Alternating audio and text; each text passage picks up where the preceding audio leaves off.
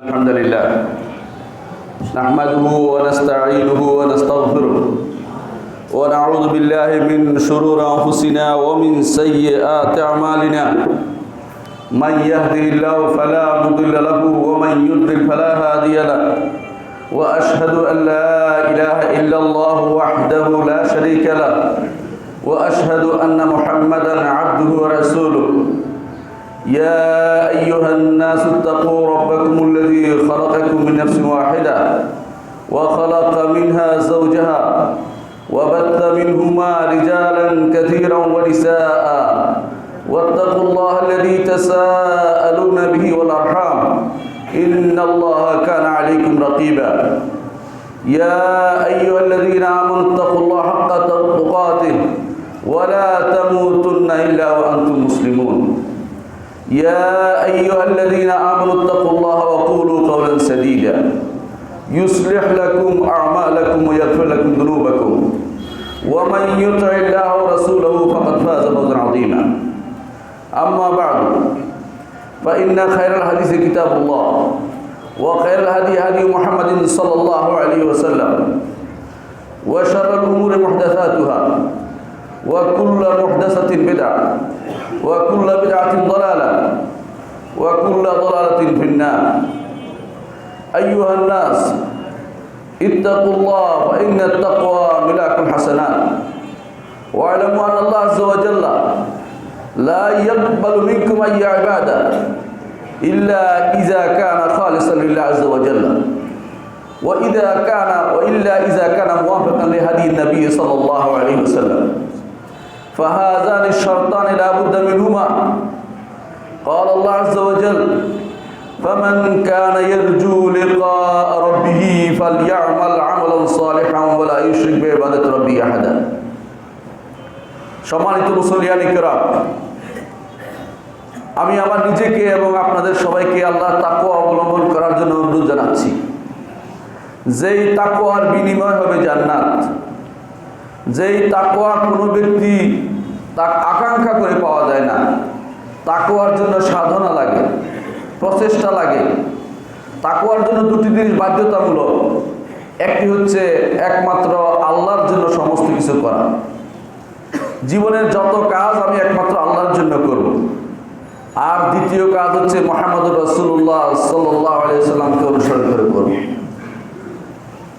আজকাল মানুষ অনেক দুটি জিনিসেই আমাদের সমস্যা দেখা দেয় আল্লাহর জন্য করতে গেলেই দুনিয়া চলে আসে উদ্দেশ্য আলাদা হয়ে যায় যখনই উদ্দেশ্য আলাদা হয়ে যায় আল্লাহর দরবারে তা কবুল করা হয় না হাদিসে কুদসিতে আল্লাহ তাআলা বলেন রাসূলুল্লাহ সাল্লাল্লাহু আলাইহি সাল্লাম বলেছেন আল্লাহ তাআলা বলেন আনা আগনা শুরাকা আনিশ শিরক মান আমিলা আমালান ওয়া আশরাকা ফীহি মা'i গায়রি তারাকতুহু ওয়া শিরকাহু আমি যত রকমের অংশীদার আছে অংশীদারের অংশ আমি গ্রহণ করি না দুনিয়ার মানুষ অংশীদারের অংশ গ্রহণ করে তারা মনে করে আমার ভাগটা বুঝে নেই তার ভাগ যাই হোক আমার ভাগ আমি বুঝে নেই কিন্তু আল্লাহ রাব্বুল ইজ্জত তিনি এমন এক সত্তা তিনি কোনো অংশীদারের অংশ গ্রহণ করেন না যেই কাজ আপনি আল্লাহর জন্য করবেন পুরোটাই আল্লাহকে দিতে হবে সালাতের শুরু থেকে শেষ পর্যন্ত সাওম হজ যাকাত যাই আল্লাহর জন্য করবেন তার জন্যই করতে হবে তার কোনো অংশ যদি অন্য কারোর জন্য হয় আল্লাহর দরবারে সেটা হয় না আল্লাহ সেটা কবুল করেন না হাদিসে কুদসিতে আল্লাহ তাআলা বলছেন তারাকতুহু ওয়া শিরকাহু তাকেও ছেড়ে দেই তার আমলকেও আমি ছেড়ে দিই কোনোভাবেই আল্লাহ তাআলা যতক্ষণ পর্যন্ত তার জন্য একান্ত করে না হবে আল্লাহ তাআলা সেটা গ্রহণ করবেন না এটা যেমন সত্য তেমনি ভাবে কাজটা করার ক্ষেত্রে মুহাম্মদুর রাসূলুল্লাহ সাল্লাল্লাহু আলাইহি সাল্লামের পথ অনুসরণ করতে হবে আমার সালাত আমার যাকাত আমার সিয়াম আমার হজ আমার যাবতীয় কাজ যেগুলো ইবাদত বলে স্বীকৃত সে সবগুলি একমাত্র মুহাম্মদুর রাসূলুল্লাহ সাল্লাল্লাহু আলাইহি সাল্লামকে অনুসরণ করে করতে হবে কারণ কোরআনে কারীমে আল্লাহ তাআলা বলে দিয়েছেন ওয়া মা কানা লিল মুমিনিন ওয়ালা মুমিনাতিন ইজা কাদাল্লাহু ওয়া রাসূলুহু আমরান ইয়াকুল লাহুল খায়রাতু মিন আমরিহি আল্লাহ বলছেন যে কোনো ইমানদার নারী পুরুষ কারো জন্য এটা গ্রহণযোগ্য নয়। আল্লাহ এবং তার রাসূল কোনো নির্দেশনা দিলে সেখানে নিজের মন মতো কোনো কিছু গ্রহণ করে নিবে। আইয়াকুন আলামুল খিয়ারাতু মিন আমরি, কোনো অপশন নাই। আপনি যেভাবে ইচ্ছা সেভাবে করলেই হবে না, আপনাকে একমাত্র মুহাম্মদ রাসূলুল্লাহ সাল্লাল্লাহু আলাইহি ওয়াসাল্লামকে অনুসরণে কাজটা করতে হবে। সেটা না করলে আপনি অবাধ্য, আল্লাহ এবং তার রাসূল অবাধ্য হলেন। আল্লাহ এবং তার রাসূল অবাধ্য হলে কি হবে আল্লাহ বলে দিচ্ছেন, ওয়া মান ইয়াসিল্লাহা ওয়া রাসূলাহু ফাকাদ দাল্লা দালালাম মুবিনা। যে কেউ আল্লাহ এবং তার রাসূল অবাধ্য হবে সে তো প্রকাশ্য পথভ্রষ্টতায় লিপ্ত। আল্লাহ তাআলা কোরআনে কারিমে আরো বলছেন, ইয়া আইয়ুহাল্লাযীনা আমানু লা তুকদ্দিমু বাইনা ইয়াদাইল্লাহি ওয়া রাসূলিহি ওয়াত্তাকুল্লাহা ইন্নাল্লাহা সামিউন আলীম। হে ঈমানদারগণ, তোমরা আল্লাহ এবং তার রাসূলের সামনে অগ্রণী হইও না। কিভাবে অগ্রণী হয়? আল্লাহ এবং তার রাসূল যা বলেছেন তার থেকে বেশি করে নিয়েছেন অথবা কম করে নিচ্ছেন। যা তিনি বলেছেন সেটা চেয়ে বেশি বুঝে নিলেন 1 ইঞ্চি, একটু বেশি বুঝলেন, বেশি করলেন, এর মাধ্যমে আল্লাহ এবং তার রাসূলকে এই তা অতিক্রম করে যাওয়া হয়। এই অতিক্রম করে যাওয়াকে নিষেধ করা হচ্ছে। তারপর বলেছেন আল্লাহ তাআলা, ওয়াত্তাকুল্লাহ, আল্লাহর তাকওয়া অবলম্বন করো, ইন্নাল্লাহা সামিউন আলীম, নিশ্চয় আল্লাহ তাআলা সব শুনেন এবং সব জানেন। সব শুনেন, কথার মধ্যে বাড়াবাড়ি হচ্ছে কিনা, আমলের মধ্যে বাড়াবাড়ি হচ্ছে কিনা, সবই তিনি শুনেন এবং দেখেন। দুনিয়ার জীবনের প্রতিটি কাজ এই দুটি জিনিস দিয়ে আপনাকে নিয়ন্ত্রিত হতে হবে। একটি হচ্ছে আল্লাহর জন্য হতে হবে, আরেকটি হচ্ছে মুহাম্মদ রাসূলুল্লাহ সাল্লাল্লাহু আলাইহি সাল্লামের আদর্শ মোতাবেক হতে হবে। আমরা এক ধরনের স্ববিরোধিতায় লিপ্ত। যখনই দুনিয়ার কোনো অফিসে আমরা যখন চাকরি করি, বসের কথার বাইরে কিন্তু যাই না, কারণ জানি যে যদি বসের কথার বাইরে যাই টাকা পয়সা দিবে না। কিন্তু যখন আমি আল্লাহ এবং তার রাসূলের কাছে সওয়াবের জন্য যাই, তখন কিন্তু আমি যেভাবে ইচ্ছা সেভাবে চলতে চেষ্টা করি। এটাই হচ্ছে স্ববিরোধিতা। আপনি যখন কোনো একটা বিষয়ে কারো কাছে যখন জানাবেন যে এই বিষয়ে, তখন ফতোয়া দেওয়ার জন্য দূর দিক থেকে উঠে পড়ে লাগবে, সবাই ফতোয়া দিবে। কিন্তু তাকে যদি বলেন আমি আমার এই রোগ হয়েছে, ওই রোগ হয়েছে, বলে ভালো ডাক্তারের কাছে যান, সেখানে আর বলে না যে আমি বলে দিচ্ছি এই ওষুধ খাও, ওই ওষুধ খাও। কারণ বেশিরভাগই তখন নিজেই সব জানতা হয়ে যায়। যখন আল্লাহ এবং তার রাসূলের কথা আসে, নিজেরা সব জানে, অথচ তারা কিছুই জানে না। আল্লাহ এবং তার রাসূলের নির্দেশনার বাইরে তারা চলতে চেষ্টা করে। দুনিয়ার বুকে অনেক জায়গাতেই আপনি দেখবেন নিজেরা যা বলছি, মুখে যা বলছি, তা আসলে করছি না। আল্লাহ তাআলা কোরআনে কারিমে বলেছেন, ইয়া আইয়ুহাল্লাযীনা আমানু লিমা তাকুলুনা মা লা তাফআলুন। হে ঈমানদারগণ, কেন এমন কাজটি করছো, যে এমন কথা বলছো যে কাজটি তোমরা করো না। কিছু মানুষ দেখবেন উঠে পড়ে লেগে গেছে যে আল্লাহ তাআলার এই কাজটি করে ফেলবো, আমরা এই কাজটি করবো, আল্লাহর জন্য জান দিয়ে ফেলবো। কিন্তু যখনই তাদের নিজের ব্যাপারে আসে, তখনই তারা ছাড় দেয়। দেখবেন সুদ খাচ্ছে, ঘুষ খাচ্ছে, আবার ঠিকই শুক্রবারে মসজিদের প্রথম কাতারে আসছে। দুটেই তাদের কাছে চলে, কোনো সমস্যা হয় না। আবার দেখবেন হারামের বেসাতি দিচ্ছে, হারাম করে যাচ্ছে, গুনার কাজ করে যাচ্ছে, আল্লাহ এবং তার রাসূলের প্রকাশ্য বিরোধিতায় নেমেছে, কোরআন এবং হাদিসের বিরোধিতায় কাজ করছে। সরাসরি যে জন্য রাসূলরা প্রেরিত হয়েছেন সেই জিনিসগুলোর বিরোধিতা তারা করছে। কিন্তু আবার বলবে আমরা কি দিন কম বুঝি নাকি? তারা দিন বেশি বুঝে আমাদের চেয়ে, কিন্তু যদি মেনে নিলাম তারা বুঝে, কিন্তু তারা মানে না। যদি মানতো বিরোধিতা চলতে পারতো না। এক স্ববিরোধিতা। একই পরিবারে আপনার সন্তানকে আপনি নিজে নামাজি, সালাত আদায়কারী, আপনি কত কিছু করেন দিনের জন্য, আপনার সালাতকে আপনি দিন পড়াননি, আপনার সন্তানকে আপনি দিন পড়াননি, আপনার সন্তানকে আপনি যেভাবে ইচ্ছে সেভাবে ছেড়ে দিয়েছেন। বরং দুনিয়ার সবচেয়ে বড় বিদ্যাপীঠ খুঁজে পড়াচ্ছেন, কিন্তু দিনই বিদ্যাপীঠ নয়, যেখানে মাতৃগর্ভে থাকাকালীন তার নাম লিখতে হয় এমন বিদ্যাপীঠে পড়াচ্ছেন। কোনো বিদ্যাপীঠ আছে এরকম ঢাকা শহরে আপনার সন্তান হওয়ার আগে নাম লেখা হয়ে গেছে, ওখানে ছাত্র পড়বে। সেই সমস্ত বিদ্যাপীঠে আপনি ছাত্র পড়াচ্ছেন, সেখানে না আল্লাহ সম্পর্কে জানাবে না রাসূল সম্পর্কে জানাবে। আপনার সন্তান দুনিয়ার বড় ডিগ্রি নিবে, কিন্তু সে শিখবে না সালাত কিভাবে আদায় করতে হয়, সে জানবে না আল্লাহ এবং তার রাসূলের হক কি, সে জানবে না কোন জায়গায় শিরিক হয়ে যাবে, কোনটা করলে বেদাত হয়ে যাবে, এটা সে জানবে না। কিন্তু সে অনেক কিছু জানে, বড় অফিসার হবে, বড় পদে যাবে, দুনিয়ার কারি কারি টাকা অর্জন করবে। এ যেন এক মহা মরীচিকার পিছনে আমরা ছুটে চলেছি। কেমন মরীচিকা? আল্লাহ তাআলা কোরআনে কারীম বলেছেন, ওয়াল্লাযীনা কাফারু আ'মালুহুম কাসারাবিন বিকিয়া ইয়াহসাবুহু আয-যামআনু মাআ। যারা কাফের, আমালুহু তাদের আমলগুলি হচ্ছে কাসারাবিন মরীচিকার মতো, বিকিয়াতিন মরুভূমিতে মরীচিকার মতো। যারা আরব দেশে গেছেন তাদের চোখের সামনে ভাসে কিনা দেখেন, মরুভূমির দিকে তাকালে দূরে দেখা যায় পানি আর পানি, শুধু আর পানি আর পানি। পিপাসার্ত মানুষ পানির পিছনে দৌড়ায়, যতই যায় ততই পানি দূরে চলে যায়, ওই পানি আর কোনোদিন সে চোখে হাতের নাগালে পায় না, ইতিমধ্যে সে মারা যায়। দুনিয়ার বুকে যারা আজ এই এমন প্রতিযোগিতা আমরা নেমেছি, এই প্রতিযোগিতা শেষ হচ্ছে কবর। রাসূলুল্লাহ সাল্লাল্লাহু আলাইহি ওয়াসাল্লাম এই জন্য বলেছেন, ইয়াকুল ইবনে আদম মালি ওয়া মালি, বনি আদম বলে আমার সম্পদ আমার সম্পদ। ওয়াহাল মিন মালিহি ইল্লা মা আকালা ফাআফনা ওয়া লাবিসা ফাআবলা ওয়া তাসাদ্দাকা ফাআবতা। বনি আদম বলে আমার সম্পদ আমার সম্পদ, কিন্তু তার মাল তো, তার সম্পদটা অতটুকু যতটুকু সে খেয়ে হজম করে ফেলেছে, আর যতটুকু সে পরিধান করে পুরাতন করে ফেলেছে, আর যতটুকু সে সদকা করে বাকি রেখেছে, আখিরাতে সেটা পাবে আল্লাহর কাছে। আর বাকিটা কার সম্পদ? তার আত্মীয় স্বজনের সম্পদ। আত্মীয় স্বজনের জন্য সে দুনিয়ার সব কিছু করে।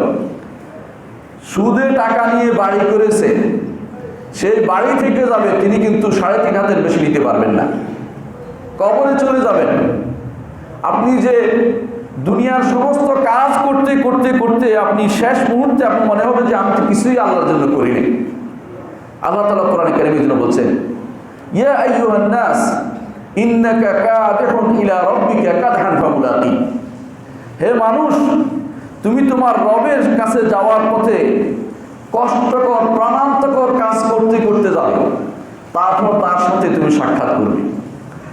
এমন এক প্রতিযোগিতা, যে প্রতিযোগিতার পিছনে কেউ পিছিয়ে যেতে চায় না, সবাই চায় এই আমার পাশের জমিটা আমার হওয়া দরকার, ওই লোকের চেয়ে আমার বেশি দরকার, যেই কোনো মূল্যে আমার দরকার। এটা আমার বাড়ির একটা ইজ্জতের ব্যাপার, এটা আমার বাড়ির সম্মানের ব্যাপার, মর্যাদার ব্যাপার, আমার যত বংশের লোকের মর্যাদার ব্যাপার। এই জন্য ওই জায়গাটা আমার খুব দরকার। কিন্তু চিন্তা করে না, এটা কিন্তু আমার জন্য নয়, এটা আরেক গোষ্ঠীর জন্য রেখে যাচ্ছি, যারা আমার নাম নিতেও পারে, নাও নিতে পারে। হয়তো নিবে বছরে একবার, যারা বেদাত করে বছরে একবার সেটা নেয়, অমুকের বর্ষপূর্তি উপলক্ষে অনুষ্ঠান করে। আর যারা বেদাত করে না তারা হয়তো প্রতিদিনই দোয়া করে পিতামাতার জন্য। এর বাইরে তার কাছে কিছুই যায় না, কিছুই সে পায় না। আমি এমন এক পরিচিকার পিছনে ছুটে চলেছি, সেখানে গেলে আসলে কিছু পাবেন না, আমি আপনি কিছুই পাবো না। ওইটাই পাবো যেটা আখিরাতের জন্য আমি বাকি রেখেছি। ওইটা ছাড়া কোনো কিছু আজ আমাদের সাথে যাবে না, 2 হাত খালি যাবে। করোনাকালীন এই সময়ে এমন বহু লোক মারা গেছে, যারা মৃত্যুসজ্জায় বলছিল যে আমি সব দিয়ে দেব, আমাকে একটু সুস্থতা ফিরিয়ে দেন। সুস্থ তো ফিরিয়ে আসবে না, এটা জানা কথা, কিন্তু সে যদি চাইতো আল্লাহর দরবারে ফিরে যাচ্ছে, আল্লাহর জন্য কি করছে সেটা তার জন্য বেশি উপকারী হতো। কিন্তু আল্লাহ তাআলা যেটা বলেছেন যে ইয়া আইয়ুহান নাস ইন্নাকা কাদিহুন ইলা রাব্বিকা কাদহান ফামুলাকি, হে মানুষ, তুমি তোমার রবের কাছে যাওয়ার পথে অনেক দূর কষ্ট করবে, কষ্টের শেষ নেই। জীবনের ঘানি টানছে সন্তানদেরকে মানুষ করার জন্য। দুনিয়ার যত রকমের অন্যায় তাও করছে, কোনো কিছুকে তাবিল করে অপব্যাখ্যা করে খাওয়ার ব্যবস্থা করে নিয়েছে। দুনিয়ার বুকে অনেকে আছে তাকে যদি জিজ্ঞাসা করেন আপনি যে হারামটা খাচ্ছেন কেন, বলে যে আমার উপায় নাই। মনে হয় যে উপায়টা তার হাতের ভিতরে। সাহাবায়ে কেরাম রিদওয়ানুল্লাহ আলাইহিম আজমাইন, তাদের খাবার ছিল না কিন্তু তাদের ঈমান ছিল। কিন্তু আমাদের খাবার আছে, খাবারের আমাদের লোভ শেষ হয় না, আমাদের ঈমানের অভাব হয়ে গেছে। আমরা মনে করি রাজ্জাক আল্লাহ তাআলা নয়, অমুক আমার রাজ্জাক, রিজিক দাতা, আল্লাহ তাআলা আমার রিজিক দিবে, এটা যেন ভুলে গেছি আমি। কিন্তু আমি হালাল বাদ দিয়ে হারামের পিছনে দৌড়ে চলেছি। কতক্ষণ? যখন আমি মারা যাব, আমি ধনী করে থুয়ে যাব আমার সন্তানদেরকে, ধনী করে রেখে যাব আমার সন্তানদেরকে। তারা সেই ধন ভোগ করবে, আমি কিন্তু সেটা ভোগ করে যেতে পারি। আমি কতটুকু ভোগ করতে পারি? একজন মানুষ যখন সম্পদশালী হয়, সে কিন্তু 2 খাটে ঘুমায় না, 1 খাটেই ঘুমায়। যখন সে কোনো খাবার খায়, এত বেশি খেতে পারে, শুধু পেট পুরেই খেতে পারে, এর বেশি কিন্তু খেতে পারে না। কিন্তু তার জমানোর যে আকাঙ্ক্ষা, এটা এত বেশি, পারতপক্ষে সে সারা বাংলাদেশ দখল করলেও যেন আরো থাকবে তার আকাঙ্ক্ষা। এটা এমন একটা পরিবেশ হয়ে দাঁড়িয়েছে, মানুষ মরিচিকার পিছনে ছুটে চলেছে। কোরআনে কারীম আল্লাহ তাআলা এই আমলটাকে বলেছেন, এটা হচ্ছে কাফিরদের আমল। ওয়াল্লাযীনা কাফারু আমালুহুম কাসারাবিন বিকিয়া। কাফিরদের আমল হচ্ছে মরিচিকার মতো, যে পিছনে দৌড়ালে শেষ হবে না কোনোদিন, কিন্তু আসলে সে কিছু পাবে না। যতটুকু সে পেটে দরকার অতটুকু সে পাবে, এর বাইরে সে কিছু পায় না।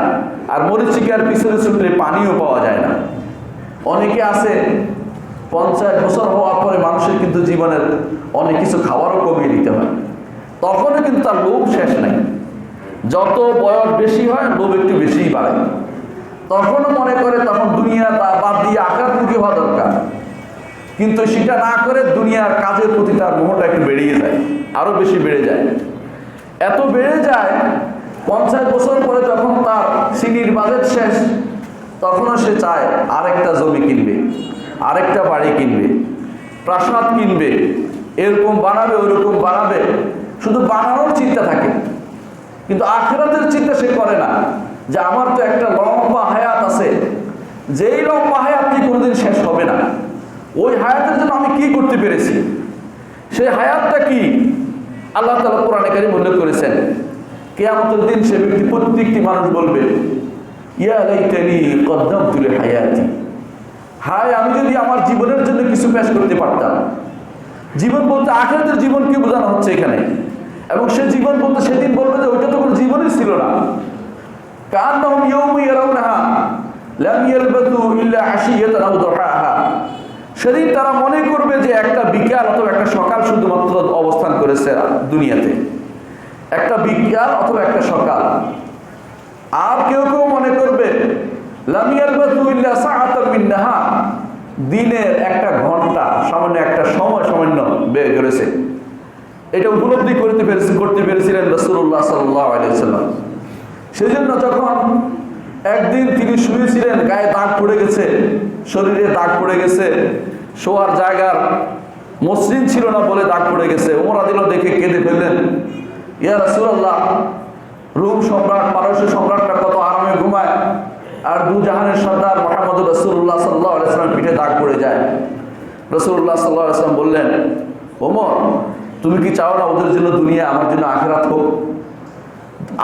দুনিয়া তো সেরকম যেন কোনো মানুষ কোনো গাছের নিচে বসেছে, তারপর সেই গাছের ছায়া শেষ হয়ে গেছে, চলে গেছে, এর চেয়ে বেশি আর কিছু নয়। সেরকম মনে করেছিল সাহাবায়ে কেরাম সবাই। এই জন্য তারা যখন পরবর্তীতে দুনিয়া তাদেরকে পেয়ে বসেছে, তখন তারা কান্নাকাটি করতো, উজ্জিলাত হাসানাতুনা, আমাদের হাসানাত কি দুনিয়াতে দিয়ে দেওয়া হয়েছে, আমাদেরকে কি দুনিয়াতে দিয়ে দেওয়া হয়েছে? এরা তারা কান্নাকাটি করতো যে দুনিয়াতে সব দিলে আখিরাতে আমাদের জন্য কি বাকি আছে। কিন্তু আখিরাতের জন্য যে ব্যক্তি ঈমানদার, দূরদর্শী, যে বুঝে যে আমার বাড়ি তো আখিরাত, সেটার জন্য সে কাজ করে। এবং কঠিন কিছু না, যদি কোনো আল্লাহ এবং তার রাসূলের নিয়ম মোতাবেক চলে, এই ব্যক্তি কিন্তু কঠিন কিছু সমস্যার সমাধান পড়বে না, কঠিন সমস্যায় পড়বে না। কিন্তু সমস্যা হচ্ছে এটা, আল্লাহ এবং তার রাসূলের নিয়মটা মুখে বলি, কাজে কিন্তু করি না। যদি বলেন তুমি শিরিক করছো, মুশরিকও মানবে না। যারা কবর পূজারী আছে ওদেরকে বললো, তারা না শিরিক করতেছি না, কিন্তু শিরিক সে করে বেড়াচ্ছে। বেদাত যে করছে তারা যদি বলে তুমি বেদাত করতেছো, বল না বেদাত করি না, এটা জায়েজ, এটা সুন্নত, সে ঘুরে ফিরে এটাকে জায়েজ করার চিন্তা ভাবনা করবে। অথবা কথায় আরো ভালো কিছু বললে হাসানা করবে, বেদাতে হাসানা। আবার যদি কোনো বেশি খারাপ হয়তো বলবো যে এরকম অনেকে অমুকে তো করে, অমুকে তো করে, এরকম দিয়ে মানুষ দলিল দেওয়ার চেষ্টা করে। তো এর মাধ্যমে তো আপনি বাঁচতে পারবেন না, কারণ কোরআন স্পষ্ট, হাদিস স্পষ্ট। আল্লাহকে আপনি একমাত্র রব মেনে থাকলে তারই ইবাদত করতে হবে, যাবতীয় ইবাদত তার জন্য দিতে হবে, আর কারোর জন্য দিতে পারবেন না। আর মুহাম্মদ রাসূলুল্লাহ সাল্লাল্লাহু আলাইহি ওয়াসাল্লামকে যদি আপনি বিশ্বাস করে থাকেন তিনি একমাত্র আপনার জন্য রাসূল, আপনার জন্য তিনিই রাসূল, আর কোনো রাসূল কিয়ামত পর্যন্ত আসবে না, তিনিই রাসূল, আপনাকে তাকেই একমাত্র আদর্শ মানতে হবে, তার আদর্শ সম্পর্কে আপনাকে জিজ্ঞাসা করা হবে। আর যদি তার নিয়ে দ্বীন ইসলামকে আপনি জীবনের একমাত্র চলার পথ হিসেবে বেছে নিয়ে থাকেন, সেটাই আপনাকে মানতে হবে। সেটাই প্রতিদিন আপনি সকালে বলেন রাদিতু বিল্লাহি রাব্বান ওয়া বিল ইসলামি দীনান ওয়া বি মুহাম্মাদিন সাল্লাল্লাহু আলাইহি ওয়াসাল্লাম নবিয়্যান। সকালে বলেন কেন, বিকালে বলেন, এটা মুখে বলার জিনিস নয়, এটা মানার জিনিস। আমাদের সমস্যা হচ্ছে আমরা অনেক সময় স্ববিরোধিতায় লিপ্ত, মুখে একটা বলি কাজে আরেকটা করি। মুখে বলি যে আল্লাহকে রব মানলাম, কিন্তু কর্মকাণ্ডে আমার তার থেকে অনেক দূরে। আল্লাহকে রব মানলে তারই ইবাদত করতে হবে, আর কারো ইবাদতের দিকে হাত দেওয়া যাবে না। আল্লাহকে রব মানলে তার কথাই শুনতে হবে, তার বিধানই মানতে হবে, তার শরীয়তের উপর আমল করতে হবে, তার দেয়া শরীয়তের উপরে। কিন্তু যখন আমি দুনিয়ায় চলি তখন নিজেরা বসে আইন বানাই, নিজেরা নিজেদের মতো করে বিধান বানাই, নিজেরা যেভাবে ইচ্ছা সেভাবে চলার চেষ্টা করি। যদি আলেমরাও বলে যে অমুক জিনিসটা হারাম, অমুক জিনিসটা শিরিক, অমুক জিনিসটা কুফরি, আপনার তখন মনোভূত হয় না, তখন খুঁজতে থাকেন যে অমুক আলেম তো বলেছে জায়েজ। খুঁজি এখন আপনার কাছে, এখন যার মনোভূত হচ্ছে, যার কথা মনোভূত, তারটা নিয়ে এতে খুব ব্যস্ত হয়ে পড়ে। কেন? এটা আপনার আহওয়া, আপনার প্রবৃত্তির অনুসরণ তখন চলছে, আপনার প্রবৃত্তির অনুসরণ করেন। তখন আপনি আল্লাহকে রব হিসেবে ঠিক মতো মানেননি। আল্লাহকে রব মানলে তার কথার বাইরে আপনি যেতে পারেন না। আপনি যদি মুহাম্মদ রাসূলুল্লাহ সাল্লাল্লাহু আলাইহি ওয়াসাল্লামকে আপনার আপনার রাসূল মেনে থাকেন, এর অর্থ হচ্ছে তিনি যেভাবে যেটা বলেছেন সেভাবে আপনাকে করতে হবে। কিন্তু আমার কর্মকাণ্ড সেদিকে যায় না, আমার পরিবারের রাসূলের আদর্শ নাই, আমার সন্তানের মধ্যে রাসূলের আদর্শ নাই, আমার চলাফেরা রাসূলের আদর্শ নাই, আমার ব্যবসা বাণিজ্যের রাসূলের আদর্শ নাই, রাসূলের নির্দেশের বাইরে আমি চলি। আল্লাহ এবং তার রাসূল যখন নির্দেশ দেয়, আমার কাছে মনে হয় কোনো সুযোগ আছে কিনা, কোনো এদিক সেদিক করার কোনো সুযোগ আছে কিনা। আপনি যখন বলছেন সকালবেলা আমি আমার রাসূলকে, মুহাম্মদ রাসূলুল্লাহ সাল্লাল্লাহু আলাইহি ওয়াসাল্লামকে রাসূল মেনে নিচ্ছি, এটা মুখের কথা, কারণ এরপরে আপনি এর বিরোধিতা করবেন একটু পরে। আপনি যখন বলেন আমি ইসলামকে আমার দ্বীন হিসেবে মেনে নিয়েছি, ইসলামকে সব জায়গায় মানতে হবে, আপনার ঘরে, আপনার সমাজে, আপনার আশেপাশে, আপনার দেশে, আপনার রাষ্ট্রে, সব জায়গায় ইসলামকে মানতে হবে। কিছু মানি কিছু মানি না, এটা চলবে না। আফাতুমিনুনা বিবাদিল কিতাব ওয়া তাকফুরুনা বিবাদ ফামা জাযাউ মান ইয়াফআলু যালিকা মিনকুম ইল্লা খিজয়ুন ফিল হায়াতিদ দুনিয়া। তোমরা কি কিছু অংশ মানো, কিছু অংশ মানো না কিতাবের? যেই ব্যক্তি এই কাজটি করবে, যারা এই কাজটি করবে, তাদের জন্য দুনিয়ার বুকে লাঞ্ছনা রয়েছে। মুসলিমরা যখন কোরআনকে ধারণ করেছিল, রাসূলের সুন্নাতকে ধারণ করেছিল, তখন তারা সম্মানিত ছিল। যখন আমরা অন্যদের পদলেই হয়ে গেছি, অন্যদের অনুসারী হয়ে গেছি, তখনই আমরা হয়ে গেছি অবহেলিত এবং অপমানিত, লাঞ্ছিত জাতি। আমাদেরকে কেউ আর কোনো মূল্যায়ন করে না। তারা মনে করে যে আমাদের পিছে পিছে চলবে, এরা আমাদের পিছে পিছে চলবে। উপনিবেশ শাসন আমাদেরকে রেখে গেছে যে অবস্থায়, সে অবস্থায় আমরা এখনো রয়ে গেছি। আমাদের চিন্তা চেতনা সবই উপনিবেশ শাসনের অধীন। আমরা চিন্তা করি আমার ছেলে জজ হবে, ব্যারিস্টার হবে, উকিল হবে, অথবা আমার ছেলে হবে বড় বড় অফিসার ইত্যাদি। আমি চিন্তা করি না আমার ছেলে হবে কোরআনের হাফেজ, আমার ছেলে হবে হাদিসের হাফেজ, আমার ছেলে হবে আখিরাতের বড় জ্ঞানের জ্ঞানী, যেটা দুনিয়ার সব মানুষ তার দ্বারা আলোকিত হবে। এটা চিন্তা করি না। কিভাবে দুনিয়া কামাই করা যায়, একটা চাকরি কিভাবে অর্জন করা যায়, এর পিছনে আমি দুনিয়ার সব কিছু ছেড়ে করতে রাজি আছি। কিন্তু সামান্যতম কিছু জিনিস আল্লাহর দ্বীনকে শেখার জন্য তাওহীদটা আমার পরিবারে শিখাই না, আমার পরিবারের রাসূলুল্লাহ সাল্লাল্লাহু আলাইহি ওয়াসাল্লাম সুন্নতকে শিখাই না, আমার সন্তানকে দ্বীনের উপরে বড় করি না। এ সবই হচ্ছে স্ববিরোধিতা। মুখে যা বলি তা অন্তরে রাখি না, কিন্তু অথচ মুখে যা বলছেন তা রাখা আপনার জরুরি। এই তিনটি জিনিসই মূল শিক্ষা জীবনে। এই পুরো জীবনে আপনার জন্য শিক্ষা যেটা ফরজ করা হয়েছে সেটা তিনটি জিনিসই: আল্লাহ সম্পর্কে জানা, রাসূল সম্পর্কে জানা, ইসলাম জানা। কারণ কবরে গেলে আপনাকে এই তিনটি প্রশ্নই করা হবে। কবরে গেলেও আপনাকে তিনটি প্রশ্ন করা হবে: মান রব্বুকা, ওয়া মা দীনুকা, ওয়া মান নবিয়ুকা। তোমার রব কে, তোমার দ্বীন কি, তোমার নবী কে ছিলেন, এ সম্পর্কে প্রশ্ন করা হবে। যে ব্যক্তি উত্তর দিতে পারবে তার জন্য জান্নাতের পথ খুলে দেওয়া হবে, জান্নাতের রাস্তা খুলে দেওয়া হবে। সকাল বিকাল জান্নাত থেকে তার জন্য নেয়ামত আসতে থাকবে, সে ভোগ করতে থাকবে। আর যদি উত্তর দিতে পারবে না, তার জন্য জাহান্নামের রাস্তা প্রশস্ত করে দেওয়া হবে। জাহান্নাম থেকে তার জন্য আগুন আসতে থাকবে, সামুমিহা ওয়া হামুমিহা, সে বিষ আসতে থাকবে, বিষাক্ত হতে থাকবে। তাহলে আমি কি পেলাম এই দুনিয়াতে এত বাড়াবাড়ি করে, দৌড়াদৌড়ি করে, অপরের সম্পদ নেওয়ার জন্য, আরেকজনকে ঠকানোর জন্য কত রকমের বাহানা করি। এই বাহানার পরিণাম ফল জাহান্নাম ছাড়া কিছুই নয়। এই বাহানা জাহান্নামে নিয়ে যাবে। কিন্তু আমি আল্লাহ এবং তার রাসূলকে অনুসরণ করে চললে আমার জন্য জান্নাত ছিল, এবং যে জান্নাতের পরে আর অন্যদিকে যাওয়ার কোনো সুযোগ নেই, জান্নাতেই থাকবেন আপনি। লা ইয়াবগুনা আনহা হিওয়ালা, যে জান্নাত থেকে আরেকখানে কেউ যেতে চাইবে না। জান্নাত কি ছোট একটি বাড়ি যে আরেক বাড়িতে যেতে হবে? এরকম নয়। সর্বশেষ যে ব্যক্তি জান্নাতে যাবে, পৃথিবীর মতো 10টি এলাকা তাকে দেওয়া হবে। সর্বশেষ যে ব্যক্তি জান্নাতে যাবে, আপনার ভালো লাগেনি এক এলাকা, আরেক জান্নাতে চলে যান কিছুদিনের জন্য, আরেক জায়গায় চলে যাবেন, কিছুদিনের জন্য আরেক জায়গায় চলে যাবেন। বিশাল এই পৃথিবী, তার থেকে 10 গুণ পৃথিবী আল্লাহ তাআলা দিবেন যে ব্যক্তি সর্বশেষ জান্নাত যাবে তার। এই জান্নাতের জন্য যে আমল করতে হয়, আপনাকে দুনিয়ার বুকে বুঝতে হবে আমার লক্ষ্য কোথায়। আমার লক্ষ্য এখানে শেষ হলে হবে না, অনেক দূর আমাকে যেতে হবে, অনেক বড় জিনিস আমাকে পেতে হবে। যে ব্যক্তি বড় জিনিস পেতে চায় অনেক কিছু ত্যাগ করে। যে ব্যক্তি মনে করে যে ভালো একটা রেজাল্ট করবে, সে কি করে? রাত জেগে পড়ালেখা করে, নাকি ঘুমিয়ে থাকে? রাত জেগে পড়ালেখা করে, চেষ্টা করে যে আমি বড় কিছু হবে জন্য এখন একটু ত্যাগ করতেছি। বড় কিছু পাওয়ার জন্য একটু চেষ্টা করে মানুষ। যেই কৃষক ফসল ফলায় না, বসে থাকে ঘরের ভিতরে, তার ঘরে ফসল উঠবে না। কিন্তু কষ্ট করে ফসল ফলায়, পরে আনন্দে খুশি হয়।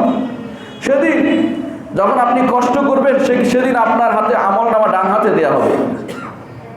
আপনি কি বলবেন? হা উনুকরাউ কিতাবিয়া, আসো আসো দেখো আমার কিতাব দেখো। ইন্নী জানান্তু আন্নী মুলাকিন হিসাবিয়া, আমি বিশ্বাস করতাম যে আমি আমার হিসাবের সম্মুখীন হব।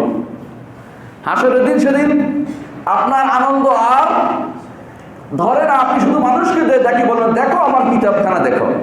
দুনিয়ার বুকে আমরা যখন ভালো রেজাল্ট করি, অথবা আপনার ছেলে ভালো রেজাল্ট করে, আপনি চুপ করে থাকেন না, কি করেন? বাজারে গেলে মিষ্টি খাওয়ানোর ব্যবস্থা করেন, বহু মানুষকে মিষ্টি খাওয়ান, দেখেন আমার ছেলে কি ভালো রেজাল্ট করেছে। সেটা আপনিও খুশি হবেন যে আপনার আমল কত ভালো ছিল। বলবেন হা উনুকরাউ কিতাবি, আসো আসো পড়ে দেখো আমার কিতাবখানা, আমার আমলনামা দেখো, পড়ে দেখো কি সুন্দর আমলনামা আমার। সে আমলনামা আপনি একা রচনা করেননি, আপনার পিতৃপুরুষদের রচনা করেছে। কারণ যেই ব্যক্তি কোনো ভালো কাজের সূচনা করে যাবে, যত মানুষ সেই কাজের উপরে আমল করবে, সে আমলনামা আপনার আপনার আমলনামা সেটা যোগ হতে থাকবে। হাদিসে আছে রাসূলুল্লাহ সাল্লাল্লাহু আলাইহি ওয়াসাল্লাম বলেছেন, হাসরের মাঠে এক ব্যক্তি তার বিস্তৃত আমল দেখে বলবে, এই আমল তো আমি করি নাই, কোথা থেকে আসলো? বলা হবে তোমার ছেলের আমল তোমার আমলনামায় যোগ হয়ে গেছে। এগুলি আপনি ওই সময় করতে পারবেন সত্যিকার অর্থে দিন যদি তাকে শিখিয়ে থাকেন। আর যদি না শিখিয়ে থাকেন, আপনি হতভাগা, কিছুই যোগ হয়নি আপনার জীবনে, আপনি কিছুই পাননি। যা পেয়েছেন তা এখানে শেষ হয়ে যাবে, সেটা এখানেই শেষ হয়ে যাবে। আখিরাতে আপনার জন্য কোনো প্রাপ্তি নেই। দুনিয়ার জন্য করেছেন, দুনিয়াতে থেকে যাবে। আখিরাতের জন্য করেছেন, আখিরাতের জন্য আল্লাহ সংরক্ষিত করে রাখবেন। কোনো কিছু আল্লাহ তাআলার কাছে নষ্ট হবে না। ইন্নাল্লাহা লা ইউযিউ আজরাল মুহসিনিন, মুহসিন যারা তাদের কোনো কিছু নষ্ট হয় না, তাদের সব কিছু সংরক্ষিত থাকে। রাসূলুল্লাহ সাল্লাল্লাহু আলাইহি ওয়াসাল্লাম বলেছেন, তোমাদের কেউ যখন কোনো কিছু দান করে আল্লাহ তাআলা সেটা বাড়াতে বাড়াতে বাড়াতে উপত্যকা পূর্ণ করে ফেলেন। যেমনিভাবে তোমাদের কেউ তার উটের বাচ্চা বা ঘোড়ার বাচ্চাকে বড় করে, সেটা বড় হতে হতে তার সাথে আবার যুক্ত হতে হতে বিরাট উপত্যকা পূর্ণ হয়ে যায়, সেভাবে জিনিসটা বাড়িয়ে তোলেন। এটাই ইমাম তিরমিজি রাহমাতুল্লাহ তার হাদিসটা এনে বলেছেন যে এখানে আহলে সুন্নাত ওয়াল জামাতের একটা আকীদা রয়ে গেছে, বড় আকীদা, যে আল্লাহ তাআলা তার নিজ হাতে গ্রহণ করেন সেটা। আল্লাহু আকবার, নিজ হাতে সেটা গ্রহণ করেন। আপনি আখিরাতের জন্য কাজ করবেন, কাউকে দেখানোর জন্য করার দরকার নেই, দেখানোর একটা সময় রয়ে গেছে, সেই সময় দেখাতে পারবেন। আর যে ব্যক্তি যাকে বাম হাতে আমলনামা দেওয়া হবে, ফায়াকুল, সে বলতে থাকবে, ইয়া লাইতানি লাম উতা কিতাবিয়া, যদি এই কিতাব আমাকে না দেয়া হতো, বু'দাল মাশরিকাইন, এই কিতাব থেকে যদি দূরে থাকতে পারতাম আমি। ইয়া লাইতাহা কানাতিল কাদিয়া, যদি চিৎকার, যে যখন মৃত্যু হয়ে গিয়েছিল সেটাই যদি যথেষ্ট হতো, হাসরের মাঠে যদি আমার উঠার দরকার না হতো, তখন সেরকম কান্নাকাটি আমাদের আসবে। এটা আমাদের সবার জন্য ভাই, মনে করবেন না আরেকটা জাতির উপর হবে। আপনি আমি দৌড়াতে থাকবো, এমন একটা লম্বা সময় সেখানে দৌড়াবো এই আমলের জন্য। সবার কাছে আপনার ছেলেও আপনার থেকে দূরে পালাবে। সেদিন দুনিয়ার বুকে তার জন্য কি না করেছেন, তার জন্য সরকারি সম্পদ আত্মসাৎ করেছেন, জনগণের সম্পদ করেছেন, সুদ ঘুষ খেয়ে অনেক কিছু করেছেন, কিন্তু সেদিন সে পালাতে থাকবে। ইয়াউমা ইয়াফিরুল মারউ মিন আখিহি ওয়া উম্মিহি ওয়া আবিহি ওয়া সাহিবাতিহি ওয়া বানিহি লিকুল্লি ইমরিইন মিনহুম ইয়াউমাইযিন শা'নুন ইউগনি। সেদিন পালাতে থাকবে স্ত্রী, কন্যা, পুত্র, যারা খুব কাছের বন্ধু মানুষ, কেউ কাছে থাকবে না, সবাই পালাতে থাকবে। কিন্তু সেদিন কাজে আসবে কিছু মানুষ, আল আখিল্লা বা'দুহুম লিবা'দিন আদুউন লিল মুত্তাকিন। বন্ধুত্ব করেছেন যাদের নেক বান্দাদের সাথে চলেছেন, মসজিদে এসেছেন, দিনদারি কাজ করেছেন, এরা একে অপরের কাজ দিবে। কিন্তু ওই বন্ধুরা কাজ দিবে না যাদের সামনে আপনি বসে ক্লাবে বসে আড্ডা দিয়েছেন, যেই ক্লাবে বসে মদ খেয়েছেন, যেই ক্লাবে বসে আপনি বিশাল বিশাল কথা বলেছেন, হারাম কাজের শখ এঁকেছেন বসে বসে, সেই ক্লাবের বন্ধুরা সেদিন কোথায় থাকবে কেউ খুঁজে পাবেন না। এবং যদি সামনেও পড়ে পালাতে থাকবে, কেউ আপনার কোনো সামান্য উপকারও করবে না। বরং সেদিন ইমানদাররা বলবে যে তুমি তো আমাকে শেষ করে দিয়েছিলে, ইনকিনতালা তুরদি ওয়ালাউলা নি'মাতু রাব্বি লাকুনতু মিনাল মুহতারিন। হায় রে, তোমার কাছে পাল্লায় পড়লে তো আমি শেষ হয়ে যেতাম। অল্পের জন্য তুমি আল্লাহ আমাকে বাঁচিয়ে দিয়েছেন, না হলে তোমার সাথে আমি জাহান্নামে চলে যেতাম। দুনিয়ার বুকে অনেক মানুষের সাথে আপনার চলাফেরা আছে, সেদিন খুঁজে পাবেন না। বলবে যে ইন্নাহু কানা, আমার এক ভাই ছিল, আমার সাথে বলতো চলতো, সেই কোথায়? তখন বলা হবে, কোরআনে কারীমে সূরা সাফাতে আল্লাহ তাআলা বলছেন, তাকে তুমি দেখতে চাও? ফাত্তালা ফারাআহু ফি সাওয়াইল জাহিম, উকি তাকিয়ে দেখবে সে জাহান্নামের মাঝখানে আছে। কেন গেছে? কারণ আল্লাহ এবং তার রাসূল তার দুই পথে সে চলে নাই, নিজের মন মতো সে চলেছে। দুনিয়ার বুকে প্রতিটি মানুষ যতক্ষণ পর্যন্ত এই উপলব্ধি না আসবে যে আমাকে আল্লাহ এবং তার রাসূলের পথে যে কোনো মূল্যে যে কোনো ত্যাগ স্বীকার আমি ব্যস্ত থাকবো, ততক্ষণ পর্যন্ত আসলে সে সফল কাম হওয়ার স্বপ্ন দেখতে পারে না। সফল কাম কারা হবে? আল্লাহ তাআলা বলে দিয়েছেন, ওমান সুহজিয়া আনিন নার ওয়া উদখিলাল জান্নাতা ফাকাদ ফাজ ওয়া মাল হায়াতুদ দুনিয়া ইল্লা মাতাউল গুরুর। যাকে জাহান্নাম থেকে দূরে রাখা হয়েছে, জান্নাতে প্রবেশ করানো হয়েছে, সেই শুধুমাত্র সফল কাম হলো। দুনিয়ার বুকে সফল কাম কি হয় জানেন? অমুক বড় সিটিতে একটা বড় জায়গা পেয়েছি, সফল কাম। একজন এসে আমার কাছে খুশিতে বাগ হয়ে বলছে, নিকুঞ্জে প্লট পেয়েছি, আমি তো জীবন সফল। আমি বললাম যে আচ্ছা, জান্নাতের একটা প্লটের ব্যবস্থাপনা এখন করে। এখন তার মন খারাপ হয়ে গেছে, বলছে আপনি কাছে আসলেই শুধুমাত্র এই সমস্ত কথা বলেন। আমি যে বিরাট আনন্দে আছি, এটা শরীক হন। আমি শরীক হতে পারছি না, কারণ এই প্লট নিয়ে আপনি কবরে যাবেন না, এই প্লট দুনিয়াতেই থাকবে। এই প্লটের পিছনে আপনি যা ব্যয় করেছেন, যাদেরকে যা ঘুষ দেওয়া দিয়েছেন, সেটা আপনার জন্য বড় কালসাপ হয়ে দাঁড়াবে, বিশাল বিপদ হয়ে দাঁড়াবে। দুনিয়ার বুকে সফলতা আসলে সফলতা নয়। সফলতা হচ্ছে আল্লাহ তাআলা যেটা বলেছেন, যালিকাল ফাউজুল আযীম, জান্নাতে যে ব্যক্তি যেতে পারবে, জান্নাতের পথে থাকতে পারবে, সেই ব্যক্তি সফল। এই সফলতা দেখেছেন সাহাবায়ে কেরাম রাদিয়াল্লাহু আলাইহিম আজমাইন। মুসআব ইবনে উমার রাদিয়াল্লাহু আনহু মদিনাতে আসার পরে তাদের কি অবস্থা হয়েছিল আপনারা জানেন। সুহাইব আর-রুমি মক্কাতে বিশাল বিশাল সম্পদের অধিকারী ছিলেন, সব ছেড়ে শুধুমাত্র এক কাপড়ে চলে গেছেন মদিনায়, এক কাপড়ে চলে গেছেন মদিনায়। রাসূলুল্লাহ সাল্লাল্লাহু আলাইহি ওয়াসাল্লাম বললেন, রাবিহা সুহাইব, সুহাইব সফল কাম হয়েছে, লাভবান হয়েছে। আপনার কাছে মনে হচ্ছে ঠকে গেছেন, না ঠকে নাই, তারাই সত্যিকার লাভবান হয়েছে। দুনিয়াকে ত্যাগ করতে পেরেছে আখিরাতের বিনিময়ে, আখিরাত লাভের জন্য দুনিয়া তারা ত্যাগ করেছে, আর আমরা আখিরাত অর্জন করার জন্য দুনিয়া পাওয়ার জন্য ব্যস্ত হয়ে পড়ি। একটু চিন্তা করুন, আসলে কি আজ মরে গেলে কাল কি আমার কেউ কিছু দিবে? কিছুই দিবে না। এই জন্য ওসিয়ত করে যেতে হবে সন্তানদেরকে ভালো কাজের জন্য।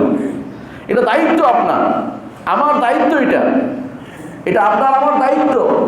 যদি আমি সেখানে কবরের প্রশ্ন উত্তর দিতে না পারি, আমার জন্য জাহান্নাম শুরু হয়ে যাবে তখন থেকেই। উসমান ইবনে আফফান রাদিয়াল্লাহু আনহু কবরের কাছে গেলে কাঁদতেন খুব।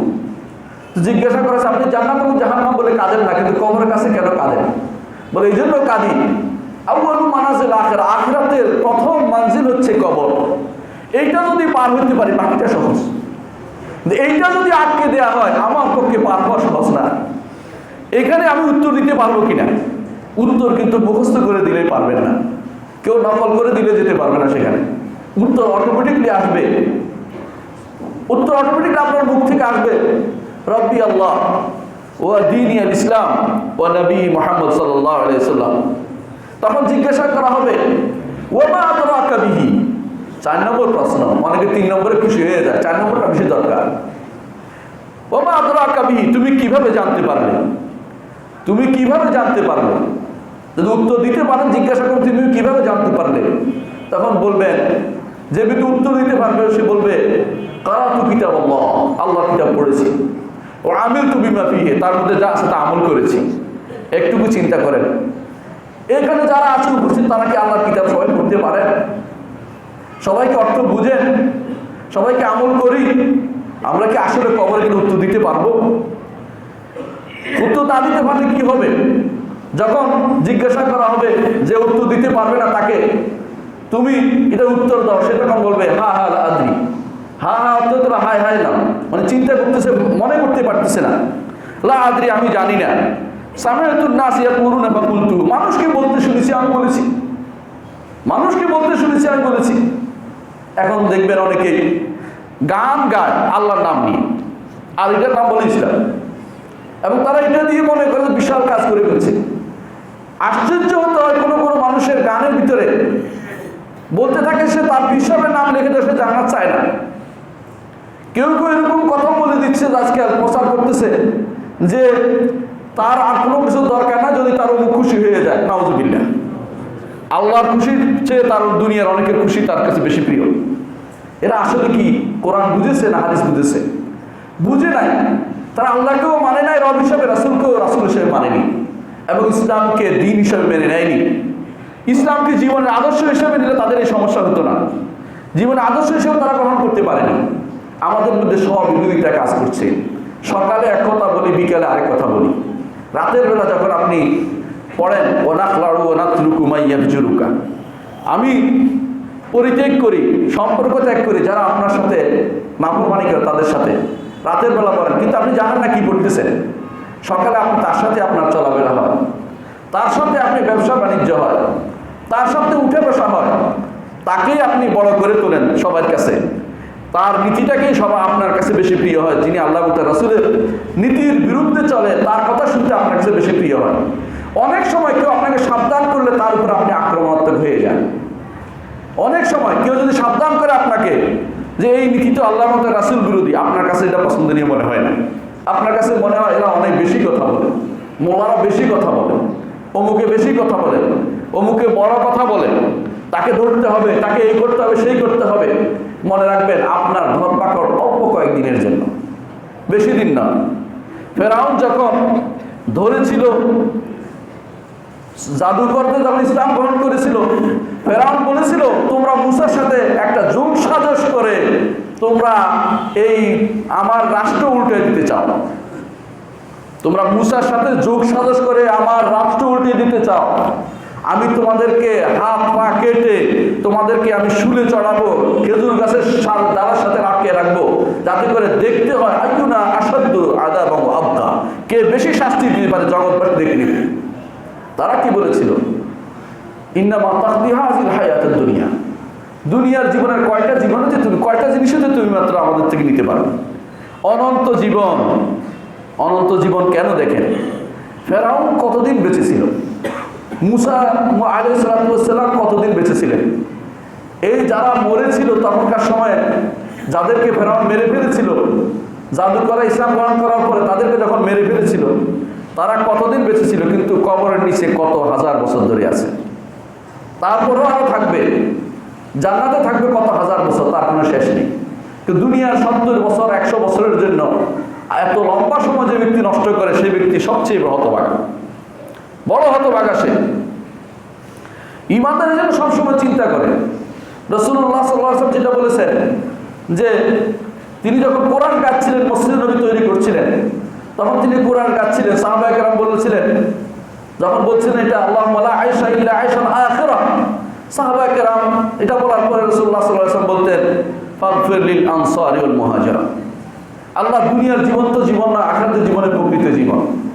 ওয়া ইন্নাল আখিরাতা লাহিয়াল হায়াওয়ান, কোরআন আল্লাহ বলেও দিয়েছেন এটা আখিরাত হচ্ছে প্রকৃত জীবন। দুনিয়ার জীবনটা বড় করে দেখে তারাই যারা অদূরদর্শী, তারা মনে করে এটাই শেষ, এটাই সব কিছু। এই জন্য আল্লাহ তাআলা কোরআনে কারীম বলছেন ওয়া তুযিরুনাল হায়াতাদ দুনিয়া, তোমরা জীবন দুনিয়ার জীবনকে বড় করে দেখছো, ওয়াল আখিরাতু খায়রুন ওয়া আবকা, অথচ আখিরাত তা তো অনেক কল্যাণকর, অনেক বাকি, যা কোনো শেষ নাই। এই আখিরাত কোনোদিন শেষ হবে না। সেই জীবন, যে জীবন কোনোদিন শেষ হবে না, সেই জীবনের জন্য কি যে ব্যক্তি কাজ করেছে সেই ব্যক্তি হচ্ছে সফলকাম। দুনিয়ার বুকে আমি অনেক কিছুই করতে পারি, দেখাতে পারি, কিন্তু শেষ বয়সে এসে আপনি আফসোস করবেন, দেখবেন বলবেন যে আমি এগুলি কার জন্য করেছি। অনেক মানুষ আছে সন্তানকে বড় করে তুলেছে। আপনাদের আশেপাশে এক ইউনিভার্সিটি টিচার সম্পর্কে পত্রিকায় দেখেছি, সন্তানকে বড় করে তুলেছে, এক ছেলে আমেরিকা, এক ছেলে কানাডা, এক ছেলে অমুক জায়গায় তমুক জায়গায়, এবং বড় করে তিনি গর্ব করে বলতেন বৃদ্ধ বয়সে তাকে দেখার মতো কেউ ছিল না। তিনি শেষ পর্যন্ত বৃদ্ধাশ্রমে মারা যেতে হয়েছে। কেন? আপনি যেটা চেয়েছেন সেটা পেয়েছেন। দুনিয়ার সামান্য অহংকারের জন্য আপনি অনেক কিছু তাকে শিক্ষা দিয়েছেন, বিশ্বের সব জায়গায় তাকে পাঠিয়েছেন, কিন্তু দিনটা তাকে শিক্ষা দেননি। দিন শিক্ষা দিলে সে সন্তানকে ফেলে যেত, বাবাকে ফেলে যেত না, বাবাকে সাথে রেখে যেত। এবং বৃদ্ধ বয়সে আপনার যখন বেশি দরকার হয়, এই সময় তারা দূরে সরে চলে যায়, তো তখন আপনার বেশি দরকার হয়, কিন্তু তখন আপনাকে তারা আপনাকে পায় না, আপনাকে তাদেরকে পান না। কেন? আপনি আসলে যেটা চেয়েছেন সেটা পেয়েছেন, কিন্তু তাদের কাছে আপনি দিনদারিটা তুলে ধরতে পারেননি। দিনদারি তুলে ধরার জন্য আপনাকে দিন শিখতে হবে, নিজে মানতে হবে, সন্তানকে মানাতে হবে। যেই বাবা সকালবেলা ঘুম থেকে উঠার জন্য, সালাতের জন্য ঘুম থেকে সন্তানদেরকে উঠান না, কিন্তু টিউশনির জন্য তাকে উঠান, হ্যাঁ, টিউটরের কাছে পাঠানোর জন্য উঠান, সেই বাবা প্রথম দিন থেকে হেরে গেছেন। তিনি বাপ হওয়ার অনুপযুক্ত, কারণ সন্তান সে ভালো কাজ দিতে পারেননি, তাকে দুনিয়াদার বানিয়েছেন। এই দুনিয়াদারে সে হবে, এই দুনিয়াদারে সে হবে, এর থেকে বেরিয়ে যেতে পারবে না সে কোনোদিন।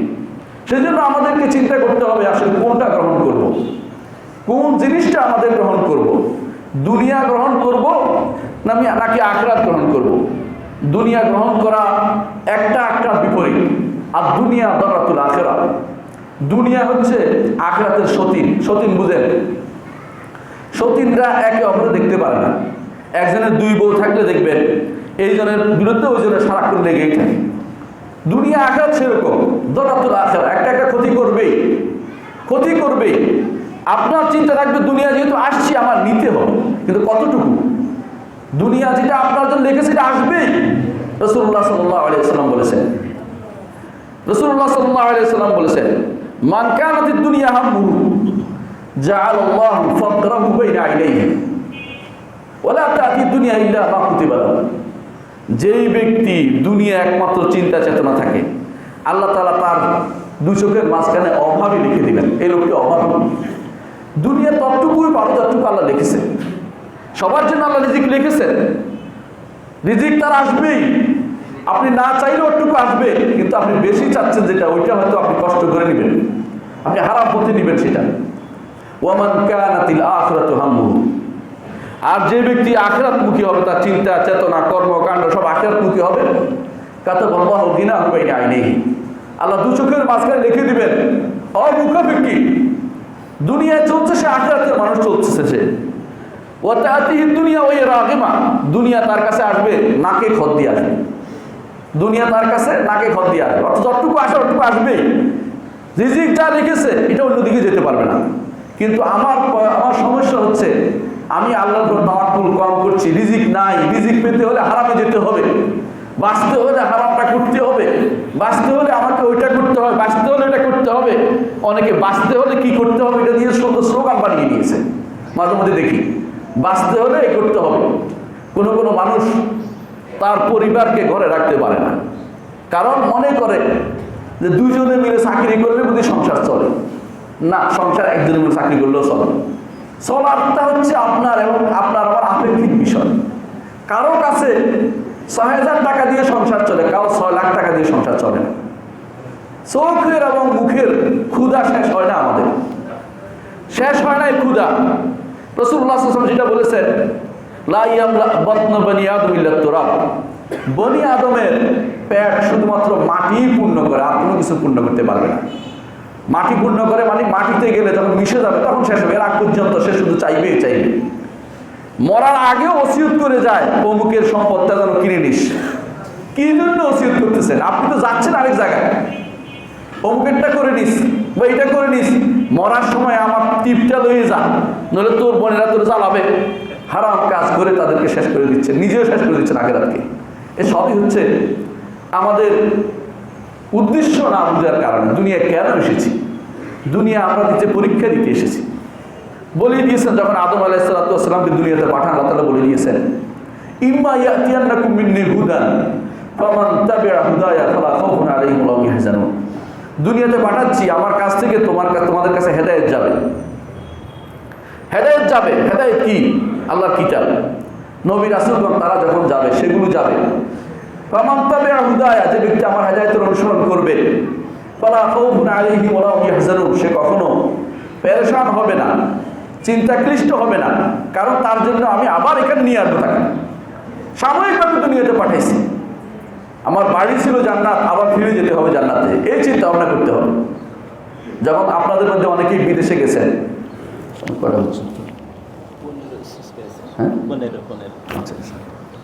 আপনাদের মধ্যে অনেকেই বিদেশে গেছেন, বিদেশে গিয়ে কি বাড়ি করেছে কেউ? কেন বাড়ি করে না? এই জন্য বাড়ি করে না যে ওখানে থাকতে পারবো না, ঠেলে পাঠিয়ে দিবে আমাকে, আমার টাকাটা নিয়ে যাবে, জায়গা মতো পাঠিয়ে দেয়, চিন্তা ভাবনা করে বাড়িতে পাঠিয়ে দিয়েছেন। আপনার বাড়িতে জান্নাত ছিল, আপনার আমার বাড়ি জান্নাত, সেই জান্নাতে আবার ফিরে যেতে হলে জান্নাতের কাজ করে যেতে হবে, নাহলে সে যার ঠিকানা হারিয়ে ফেলবো। আমি যদি কোনো বিদেশে যেভাবে টাকা রেখে আসি না, দুনিয়াতে টাকা রেখে যাব না। দুনিয়াতে আমি টাকা রাখবো এমন সন্তানের জন্য যে সন্তান আমার কথা স্মরণ করবে, সেই সন্তান, যে সন্তান দিনদার হবে, সেই সন্তান যখন সুবহানাল্লাহ বললে সওয়াব হবে আমার কবরে, কারণ আমি তাকে সুবহানাল্লাহ শিখিয়েছি। আলহামদুলিল্লাহ বললে সওয়াব হবে, আমি আলহামদুলিল্লাহ শিখিয়েছি। কোরআনের আয়াত তেলাওয়াত করলে সওয়াব হবে, আমি তাকে শিখিয়েছি। আমি তাকে সালাত শিক্ষা দিয়েছি, সালাত পড়লে আমার সওয়াব হচ্ছে, আমার কবরে লেখা হয়ে যাচ্ছে। আর যদি তার জন্য কোনো কিছু আমি না রাখি, এর অর্থ হচ্ছে তাকে আমি এটা শিক্ষা না দেই, এর অর্থ হচ্ছে আমি নিজে চলে গেলাম, তাকে কিছু শিক্ষা দিই, আমার পাওয়ার মতো কোনো জায়গা বাকি নেই। এজন্য মরার সময় অনেকে আবার অমুকখানে এটা দাও, অমুকখানে এটা দাও, তখন সেখানে এই ওসিয়ত দ্বারা কোনো লাভ হয় না, কারণ সে দেখে ফেলছে আখেরাত, তখনকার তওবাও কবুল হয় না। রাসূলুল্লাহ সাল্লাল্লাহু আলাইহি ওয়াসাল্লাম বলেছেন, ইন্নাল্লাহ ইয়াকবালু তাওবাতাল আবদি মা লাম ইউগারগির। গরগরা অর্থাৎ যখন জান বেরিয়ে যায়, এই সময় পর্যন্ত একজন মানুষ তওবা করে আল্লাহ কবুল করে, কিন্তু ওই সময় তওবা কবুল হয় না। কেন? আখিরাতটা দেখতে পাচ্ছে, সে দেখতে পাচ্ছে আযাবের ফেরেশতা, দেখতে পাচ্ছে যে রহমতের ফেরেশতা, তুই ঈমানদার হয়। এখন তার পিছনে পিঠার দরকার, এখন মনে করছে দুনিয়া সবটা দিয়ে দেবো, জান্নাতটা যেন পেয়ে যায়, ওই দেখতে পাচ্ছে জান্নাতটা, কিন্তু ওই সময় দেখার লাভ নাই। কারণ ঈমান হচ্ছে ঈমান বিল গায়ব, না দেখে ঈমান আনা। না দেখে ইমান কতটুকু এনেছি, বিশ্বাস কতটুকু করছি, যে হেদায়েত দিয়ে আমার নবী রাসূলদের পাঠানো তা কতটুকু অনুসরণ করেছি, সেটাই হচ্ছে একমাত্র দেখার বিষয়। আকুলু কাউলি হাযা ওয়া আস্তাগফিরুল্লাহ লি ওয়া লাকুম ওয়া লিসাইরিল মুসলিমিন ফাস্তাগফিরুহু ইন্নাহু হুয়াল গফুরুর রাহিম।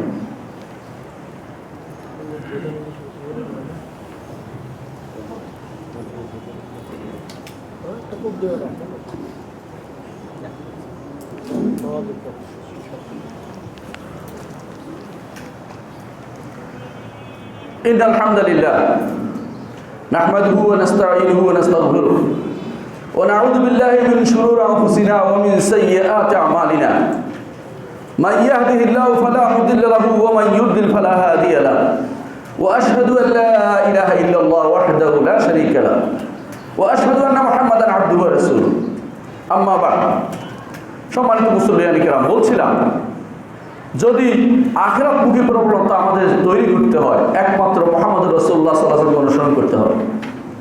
তিনি আমাদেরকে শিখিয়ে দিয়েছেন কিভাবে আখিরাতমুখী হতে হয়। রাসূলের সুন্নাতকে অনুসরণ করলে, রাসূলের আদর্শকে যদি গ্রহণ করতে পারি, তাহলে আমাদের আখিরাতকে যথাযথভাবে বাস্তবায়ন করা হবে, আখিরাতকে পাওয়া হবে, আখিরাতকে পেয়ে যাব।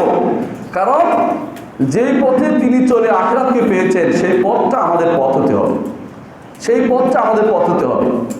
আপনার আমার প্রত্যেকটি কাজ যখন রাসূলের কথা আসবে তখন বলবো সামি'না ওয়া আতা'না, মেনে নিলাম এবং আনুগত্য করলাম, মেনে নিলাম। এটা বলবো না যে অমুকে কি বলেছে তমুকে কি বলেছে, আপনি তো বলছেন অমুকে তো এটা বলে, এটা বলবো না। কারণ ইন্নামা কানা কাউলুল মুমিনিনা ইযা দু'উ ইলাল্লাহি ওয়া রাসূলিহি ইয়াকুলু সামি'না ওয়া আতা'না। আল্লাহ তাআলা বলছেন এটা ঈমানদারের পরিচয় হচ্ছে যখন রাসূলের কথা বলা হবে তখন বলবে, রাসূল কিটা বলেছেন তখন বলবে শুনলাম এবং মানলাম। সামি'না ওয়া আতা'না, শুনলাম এবং মানলাম। জীবনের প্রতিটি ক্ষেত্রে যদি কোনো এটা আমরা করতে পারি, শুনলাম এবং মানলাম, এই নির্দেশ যদি আমরা সবাই পালন করতে পারি, আমি, আমার ছেলে, আমার পরিবার, আমার সংসার, আমার আশেপাশের লোক, সমাজ, রাষ্ট্র সবাই যদি এই নীতি অনুসারে চলি, তাহলে এই দেশেও শান্তি আসবে, সব জায়গায় শান্তি আসবে। এবং এর মাধ্যমে আমরা সত্যিকার অর্থে আল্লাহর দ্বীনের পথে চলতে পারলাম এবং এর মাধ্যমে আল্লাহর বান্দা হতে পারলাম, আল্লাহর দাস হতে পারলাম। আল্লাহর দাস হতে হলে মুহাম্মদ রাসূলুল্লাহ সাল্লাল্লাহু আলাইহি ওয়াসাল্লামের মতো হতে হবে। তিনি সত্যিকারের দাস ছিলেন। কেমন দাস ছিলেন? আল্লাহ নিজে তাকে দাস বলে ঘোষণা করেছেন। দাসত্ব প্রিয় জিনিস, দাসত্ব কোনো দোষের জিনিস নয়। সেই দাসত্ব হচ্ছে আল্লাহর দাসত্ব গ্রহণ করা। আর যখন আমি শয়তানের দাসত্ব করব, দুনিয়ার জীবনের মানুষের দাসত্ব করব, অর্থপ্রবৃত্তির দাসত্ব করব, তখন সেটা হবে অপছন্দনীয় এবং সেটা হবে খারাপ জিনিস। আল্লাহর দাসত্ব তৈরি করা হচ্ছে প্রিয় জিনিস অন্তরের ভিতরে। প্রত্যেকটি সময়ে প্রত্যেকটি কাজে যখন আমি চিন্তা করব যে এটা আল্লাহর দাসত্ব করছি, আল্লাহ তাআলার কাছে আমি নিজেকে সঁপে দিচ্ছি। বড় জিনিস হচ্ছে আমি আল্লাহর দাস, আমার পিতাও আল্লাহর দাস, আমার মাও আল্লাহর দাসী।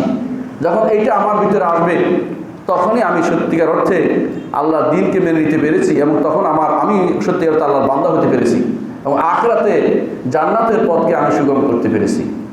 আল্লাহ সাল্লু আলা সাইয়্যিদিল বাশারিয়া মুহাম্মদ ইবনে আব্দুল্লাহ কামা আমারাল্লাহু আযজা ওয়া জাল্লা ফি কিতাবিহি ওয়া যান্না বিমালাইকাতিহি মুসাব্বিহাতিল কুরসি ওয়া যাল্লাতা বিকুম আইয়ুহাল মুমিনুন ফাকালা তাআলা মুখবিরা ওয়া আমিরা ইন্নাল্লাহা ওয়া মালাইকাতাহু ইউসাল্লুনা আলান নবী ইয়া আইয়ুহাল্লাযীনা আমানু সাল্লু আলাইহি ওয়া সাল্লিমু তাসলিমা وقال النبي صلى الله عليه وسلم من صلى عليه مرة صلى الله عليه بأشهر اللهم صل على محمد وعلى آل محمد كما صليت على إبراهيم وعلى آل إبراهيم إنك حميد مجيد اللهم بارك على محمد وعلى آل محمد كما باركت على إبراهيم وعلى آل إبراهيم إنك حميد مجيد اللهم ارض عن الخلفاء الراشدين أبي بكر وعمر وعثمان وعلي وعن سائر الصحابة والتابعين رضوان الله عليهم أجمعين اللهم اغفر لنا ولإخواننا الذين سبقونا بالإيمان ولا تجعل في قلوبنا غلا للذين آمنوا ربنا إنك رؤوف رحيم اللهم اغفر لنا ولإخواننا الذين سبقونا بالإيمان يا أرحم الراحمين يا أكرم الأكرمين আল্লাহ মুসলিমদের তুমি সাহায্য করো আল্লাহ, আল্লাহ মুসলিমদের সব জায়গায় তুমি সাহায্য করো আল্লাহ, আল্লাহ তোমার দ্বীনের দিকে ফিরে আসার তৌফিক তাদেরকে দান করো আল্লাহ, আল্লাহ তোমার রাসূলের সুন্নাহর দিকে ফিরে আসার তৌফিক তুমি দান করো আল্লাহ, আল্লাহ তাদেরকে তুমি শিরক এবং বিদআত মুক্ত করে দাও আল্লাহ, তাদেরকে তুমি তোমার দাস হিসেবে গ্রহণ করো আল্লাহ, আল্লাহ আমাদেরকে তুমি তোমার দাস হিসেবে গ্রহণ করো আল্লাহ, তোমার দাসত্ব করার তৌফিক দান করো আল্লাহ, আল্লাহ দাসত্বের আনন্দ তুমি আমাদের মধ্যে সঞ্চার করে দাও আল্লাহ, আমাদেরকে তুমি কবুল করো, আমাদের যারা অভাবী আছে অভাব পূরণ করে দাও আল্লাহ, যারা অসুস্থ আছে সুস্থ দান করো আল্লাহ, যারা যে পরিস্থিতি বিপদে আছে, বিপদ থেকে তাদেরকে তুমি উদ্ধার করো আল্লাহ। আল্লাহ এই বিপদ থেকে উদ্ধার করো আল্লাহ, আমাদেরকে তুমি বিপদ থেকে উদ্ধার করো আল্লাহ। মুসলিমদের তুমি সাহায্য করো আল্লাহ। কাফেররা যারা আমাদের বিরুদ্ধে ষড়যন্ত্র নেমেছে তাদেরকে তুমি ধ্বংস করে দাও আল্লাহ। আল্লাহ তাদের থেকে আমাদেরকে তুমি হেফাজত করো আল্লাহ। আল্লাহ বিভিন্ন জায়গায় মুসলিমরা নির্যাতিত হচ্ছে, তাদেরকে তুমি হেফাজত করো আল্লাহ। আল্লাহুম্মা আগফির ওয়ারহাম ওয়া আনতা খায়রুর রাহিমিন। عباد الله رحمكم الله إن الله يأمر بالعدل والإحسان وإيتاء ذي القربى وينهى عن الفحشاء والمنكر والبغي يعظكم لعلكم تذكرون ولذكر الله أكبر والله يعلم ما تصنعون.